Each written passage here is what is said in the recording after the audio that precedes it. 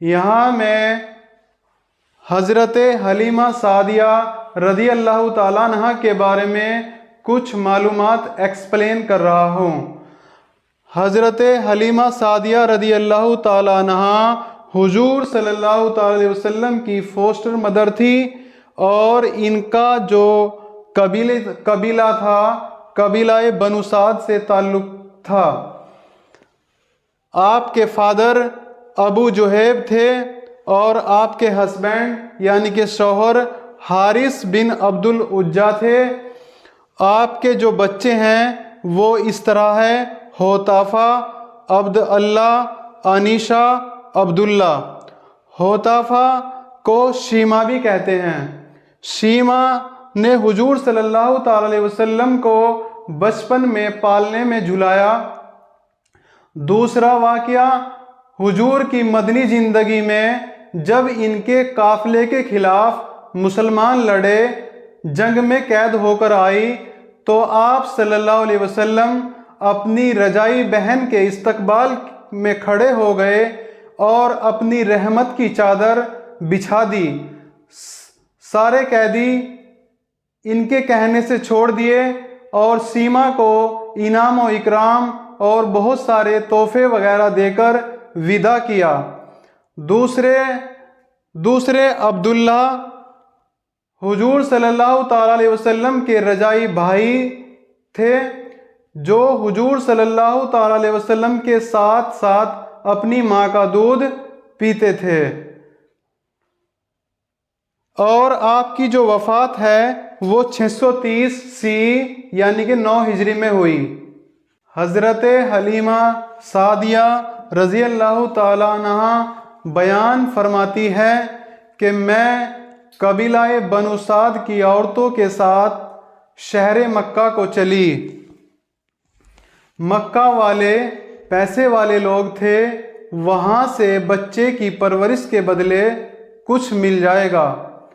अरबों की ये आदत थी कि वो अपने बच्चों को दूध पिलाने के लिए देहातों में भेज देते थे। क्यों? क्योंकि देहातों का एटमॉस्फेयर तंदुरुस्ती के लिहाज से बेहतर होता है। दूसरी बात ये थी कि बच्चा प्योर अरबी लैंग्वेज सीख जाता था, क्योंकि मक्का शहर की लैंग्वेज बाहर के आदमियों के मेल जोल से प्योरिटी का खतरा रहता था, यानी कि इम्प्योरिटी का खतरा रहता था उसमें। हज़रत हलीमा सादिया रज़ी अल्लाह ताला अन्हा फरमाती हैं कि इस साल कहत का ज़माना था। मैं सबसे ज़्यादा कहत से जूझ रही थी, यानी कि भूखमरी। तो घर में खाने के लिए कुछ नहीं था, बकरियों के थनों में भी दूध नहीं था। वो कहती है कि मेरे पास एक ऊँटनी थी, वो भी बहुत कम, ना के बराबर दूध देती थी। एक लागीर सा खच्चर था। तो इस तरह का वहाँ के उनके हालात थे। हज़रत हलीमा सादिया रज़ी अल्लाह ताला अन्हा कहती हैं कि मेरा बेटा छातियों में दूध ना होने की वजह से भूख से तड़फता, रोता और बिलबिलाता रहता था, और हम उसकी दिलजोई के लिए तमाम रात बैठकर गुजारते थे। इस तरह प्लानिंग करके हमारा काफ़िला शुरू हुआ। ऊँटनी पर मेरे शौहर बच्चे को लेकर बैठ गए और मैं खच्चर पर बैठ गई।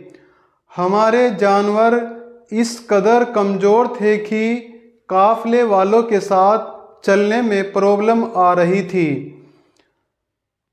वो भी बेचारे हमसे तंग आ गए थे, हमें छोड़कर चल दिए और शहर मक्का में सबसे पहले दाखिल हुए। बच्चों की तलाश शुरू की।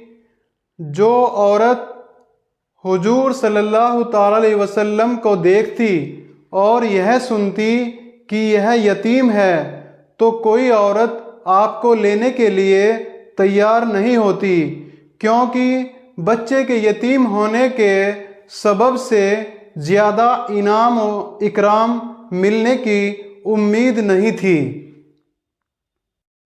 हज़रत हलीमा सादिया कहती हैं कि आप सल्लल्लाहु अलैहि वसल्लम मेरे सामने भी पेश किए गए।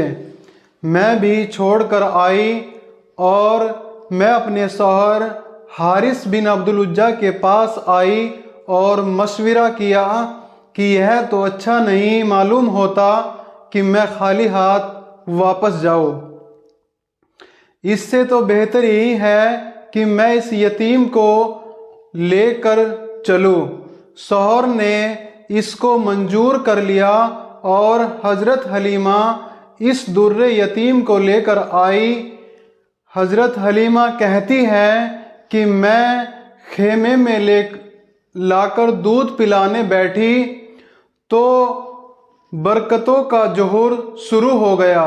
खुदा की शान देखिए, हज़रत हलीमा के मुबारक पिस्तान में इस कदर दूध उतरा कि रहमत आलम सल्लल्लाहु अलैहि वसल्लम ने शेर होकर दूध पिया और दाई हलीमा के लड़के ने भी खूब शिक्म शेर होकर दूध पिया और दोनों आराम से सो गए। इससे पहले मेरा बच्चा भूखा रोता था। मैंने सोचा अब अपने खाने पीने के बारे में कुछ इंतजाम किया जाए। चलो ऊँटनी का दूध निकालते हैं, कुछ निकल जाए तो।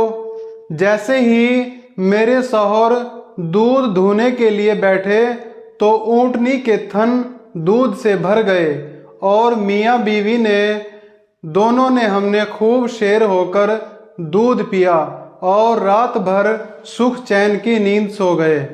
हज़रत हलीमा शादिया का शौहर ये बरकतें देखकर हैरान रह गया और कहने लगा कि हलीमा तुम बड़ा ही मुबारक बच्चा लाई हो। हज़रत हलीमा ने कहा वाकई मुझे भी यही उम्मीद है कि ये निहायत ही बाबरकत बच्चा है।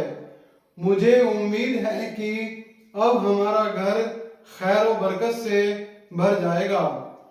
हज़रत हलीमा रज़ी अल्लाह ताला अन्हा फरमाती हैं कि सुबह होते ही हम रहमत आलम सल्लल्लाहु अलैहि वसल्लम को अपनी गोद में लेकर मक्का मुकर्रमा से अपने गांव की तरफ रवाना हुए तो मेरा वही खच्चर अब इस कदर तेज चलने लगा कि सबको पीछे छोड़ दिया।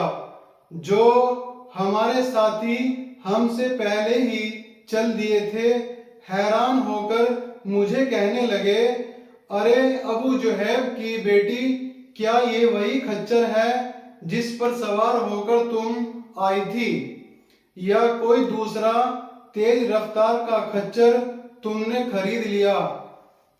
अलगरज हम अपने घर पहुंचे।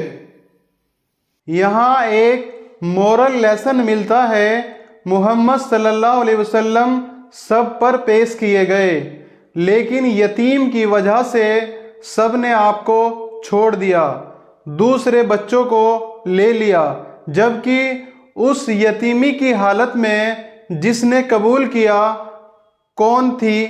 दाई हलीमा ने। सबसे ज़्यादा खुशनसीब दाई कौन है? दाई हलीमा। ठीक इसी तरह हम अगर दीन कबूल करते हैं, हक परस्ती कबूल करते हैं, तो हमारे सामने प्रॉब्लम की एक लंबी लिस्ट आ जाएगी। तरह तरह के नुकसान आ जाएंगे। हराम हलाल का ख्याल करते हैं तो ये प्रॉब्लम है। फिर हम लोग सोचते हैं कि दीन बाद में देख लेंगे, पहले दुनियावी फ़ायदा मिल जाए। ठीक उन औरतों की तरह जिन्होंने उस दौर में मोहम्मद सल्लल्लाहु अलैहि वसल्लम को यतीम की हालत में छोड़ दिया था, और आज हम हुजूर सल्लल्लाहु ताला अलैहि वसल्लम के लाए हुए दीन को यतीम की हालत में छोड़े हुए हैं। दीन के रिप्रेजेंटेटिव बनने के लिए तैयार नहीं। दीन पर अमल करना अलग चीज़ है, दीन का नुमाइंदा बनना अलग चीज़ है। हमें दीन का नुमाइंदा बनना चाहिए। दीन को आज सबसे ज़्यादा मुसलमानों के खुलूस की ज़रूरत है।